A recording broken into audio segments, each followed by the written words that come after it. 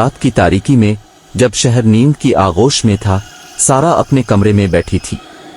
बाहर बिजली की कड़क सुनाई दी और बारिश की बूंदें खिड़की के शीशे से टकरा रही थीं। अचानक फोन की घंटी बजी। उसने फोन उठाया, लेकिन दूसरी तरफ कोई नहीं था, सिर्फ हवा की सरसराहट। ये पहला इशारा था कि कुछ गलत था। अगली सुबह सारा को दरवाजे पर एक पैकेट मिला। बगैर किसी भेजे वाले के निशान के वो पैकेट खोला तो अंदर एक कदीम किताब थी।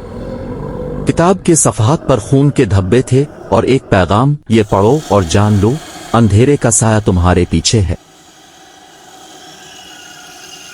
किताब पढ़ने के बाद सारा को हर रात खौफनाक ख्वाब आने लगे। वो ख्वाबों में एक पुरस्कार शख्सियत को देखती थी जिसका चेहरा छुपा हुआ था और वो हमेशा एक ही जुमला कहता था, वक्त खत्म हो रहा है। ख्वाब की सरहद सारा ने अपने दोस्त जान से बात की, जो एक माहिर नफ्सियात था।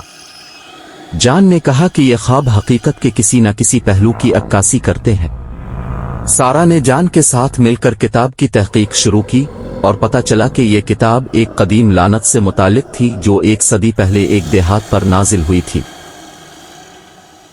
के दौरान सारा का एक करीबी दोस्त माइक अचानक लापता हो गया। सारा को इसके कमरे में एक खून आलूद नोट मिला, तुम्हारे पास वक्त कम है, इस लानत को रोकने का रास्ता ढूंढो।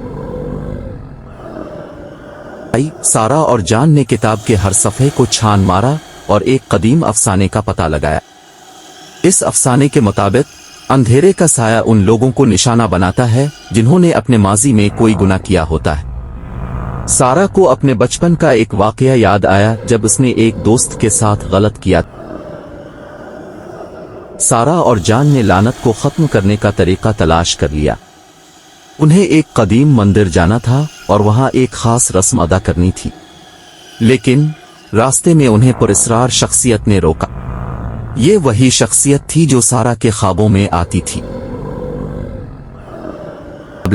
मंदिर के करीब पहुंचकर उनका सामना अंधेरे के साए से हुआ।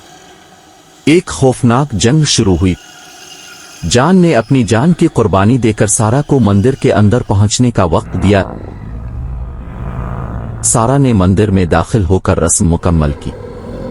जैसे ही रस्म मुकम्मल हुई, अंधेरे का साया खत्म हो गया।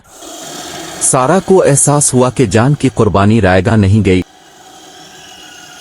सारा ने अपने दोस्तों की याद में एक यादगार कायम की और फैसला किया कि वो अब अपनी जिंदगी खौफ के बगैर गुजारेगी। लेकिन इसे हमेशा ये एहसास रहा कि अंधेरे का साया कहीं ना कहीं मौजूद है। खत्म। ये कहानी अब के लिए सुनने वालों के लिए हर लम्हा सस्पेंस से भरी हुई है। इसमें पुरअसरारियत, खौफ और एक जज्बाती सफर शामिल है जो सुनने वालों को आखिर तक जुड़े रखेगी।